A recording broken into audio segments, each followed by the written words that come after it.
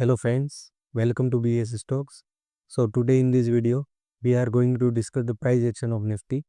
Nifty का price action समझेंगे हम और देखेंगे कि अब इस पॉइंट से प्राइस में रिवर्सल आएगा या फिर अभी और डाउन मूव आना बाकी है। ठीक है, तो चलते हैं चार्ट पर।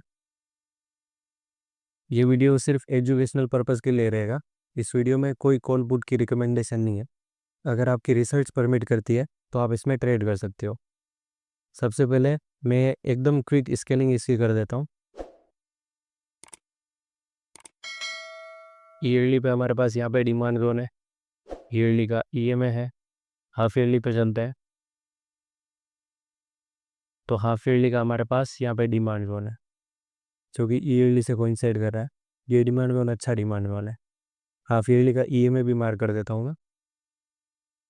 ये ऐसा नहीं कि मैंने मार्क कर दिया तो इसमें आएगी प्राइस। ठीक है, ये हम फ्यूचर के लिए रेडी हो रहे हैं। ये अगर डाउन मूव आता है तो यहाँ पे बेस्ट लेवल है। क्वार्टरली पे हम देखें तो ये डिमांड जोन है हमारे पास और इसमें दो लेगआउट कैंडल है, तो मैं इसको वीक टू वीक मार्क कर सकता हूँ। और नीचे हमारे पास एक यहाँ पे डिमांड जोन है और एक यहाँ पे डिमांड जोन है। क्वार्टरली का ईएमए मार्क कर देता हूँ। अब हम चलते हैं मंथली पे। प्राइस अभी हमारे क्वार्टरली प्लस मंथली के जोन में है और यहाँ से रिकवरी दे रही है। ऊपर हमारा यहाँ पे मंथली का ईएमए है जो कि प्राइस के लिए एक हर्डल है। ठीक है, प्राइस इसमें आके प्राइस अभी इसी से डाउन आ रही है। अब हम चलते हैं वीकली पे। ये हमारा ईएमए देखो, प्राइस थोड़ी सी ऊपर गई है और अभी इसी से नीचे आ रही है।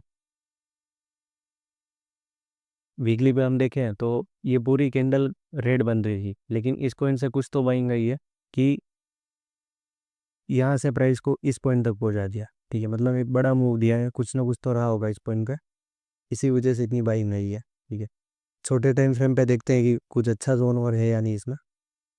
अगर हम डेली पे देखें, पुराने वीडियो में मैंने बताया था कि इसमें दो लेवल थे। एक है हमारा ये लेवल और एक है ये लेवल।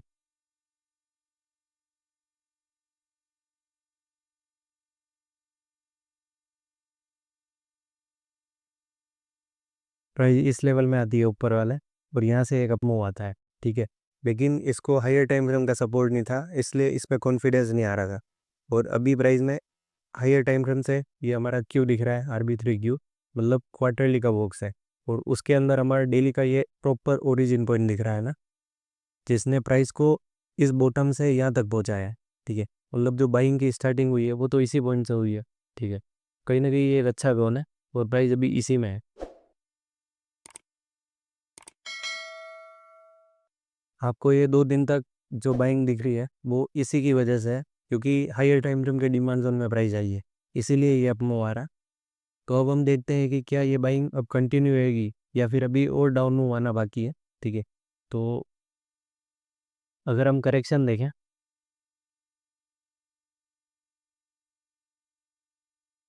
तो अभी प्राइस में 16% करेक्शन हो गया है। ठीक है, और 16% करेक्शन अगर स्टॉक में होता तो कोई दिक्कत नहीं थी, लेकिन ये इंडेक्स में है, मतलब बहुत ज़्यादा पॉइंट का करेक्शन हुआ है एक बार।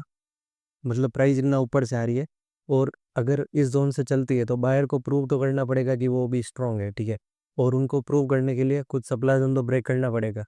अगर ये सप्लाई जोन ब्रेक ही नहीं होगा तो हम कैसे मान सकते हैं कि अब ये बाइंग कंटिन्यू रहेगी। ठीक है, मतलब बायर को प्रूव करने के लिए कुछ सप्लाई जोन तो ब्रेक करना ही पड़ेगा।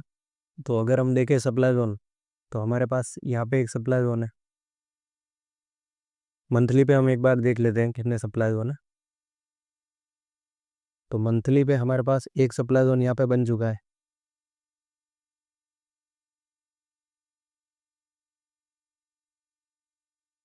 इसको मैं रेड कर देता हूँ।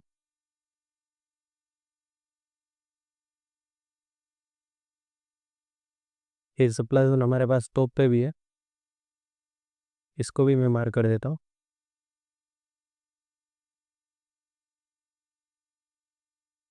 अब हम चलते हैं वीकली पे।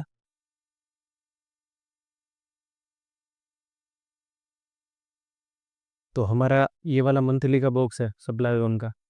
अगर हम इसमें सप्लाई जोन देखें तो एक सप्लाई जोन है हमारे पास यहाँ पे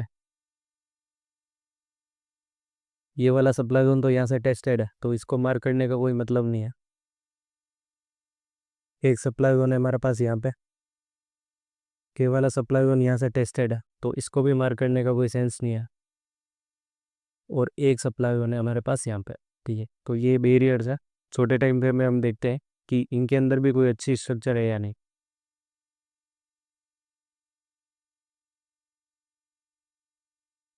एक वीकली का सप्लाई जोन यहाँ पे भी है, क्योंकि अभी लेटेस्ट बना है।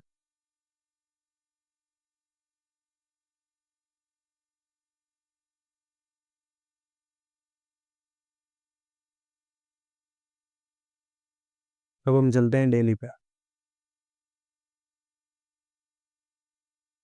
तो डेली पे हम देखें तो हमारे पास यहाँ पे एक सप्लाई जोन है, ये वाला। और अगर हम इसको ऐसे पूरे को ऐसे मार करें तो वो भी आप कर सकते हो, और ऐसे भी इसको कर सकते हो, ठीक है। मतलब सेलिंग प्रेशर तो दोनों में ही आया है।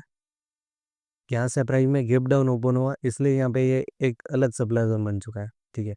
तो ये सप्लाई जोन भी है हमारे पास, और एक सप्लाई जोन यहाँ पे भी है, ठीक है। तो अब हमें कंफर्मेशन कैसे लेनी चाहिए, अगर प्राइस में एक अपमूव आता है और अगर ये डायरेक्टली इसको ब्रेक कर देता है, ठीक है, तो हमारा यहाँ पे डिमांड जोन रेडी हो गया है। तो अगेन जब प्राइस इसमें आएगी तो हम लॉन्ग हो सकते हैं। और एक और केस क्या बन सकता है वो भी हम देख लेते हैं।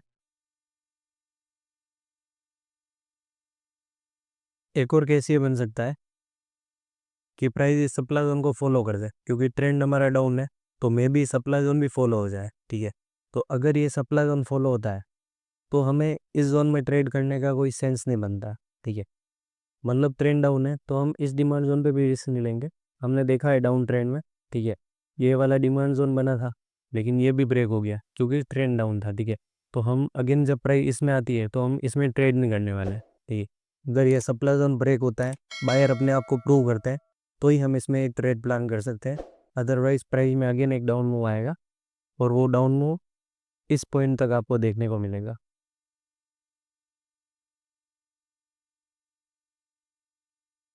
ये वाला डिमांड जोन है, इस पॉइंट तक आपको अगला डाउन मूव देखने को मिल सकता है।